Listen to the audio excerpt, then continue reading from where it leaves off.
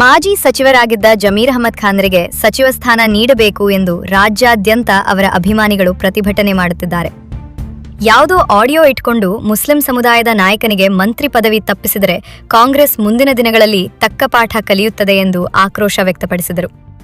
ಬೆಂಗಳೂರು, ಮಂಡ್ಯ, ಹಾಸನ, ಬಾಗಲಕೋಟೆ ಸೇರಿದಂತೆ ವಿವಿಧ ಜಿಲ್ಲೆಗಳಲ್ಲಿ ಆಕ್ರೋಶ ವ್ಯಕ್ತವಾಗುತ್ತಿದ್ದು, ಜಮೀರರಿಗೆ ಮಂತ್ರಿ ಸ್ಥಾನ ಮಾತ್ರವಲ್ಲ, ಉಪಮುಖ್ಯಮಂತ್ರಿ ಮಾಡಬೇಕು ಎಂಬ ಹೇಳಿಕೆಗಳು ವ್ಯಕ್ತವಾಗಿವೆ.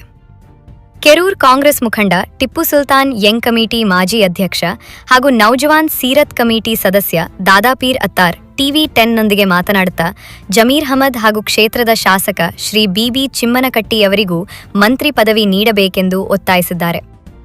ಎಡಿ ಟಪಾಲರೊಂದಿಗೆ Abdul Razak Tailor, news desk, TV10. ಸಾಹೇಬರು ಮುಖ್ಯಮಂತ್ರಿ ಆಗುವಲ್ಲಿ ನಮ್ಮ ಜಮೀರ್ ಅಹಮದ್ ಸಾಹೇಬರಿಗೂ ಉಪಮುಖ್ಯಮಂತ್ರಿ ಸೀಟನ್ನು ಸಿಗುತ್ತೆ ಅಂತ ನಾವು ಆಶೆಯನ್ನು ಮಾಡಿದ್ದೇವೆ.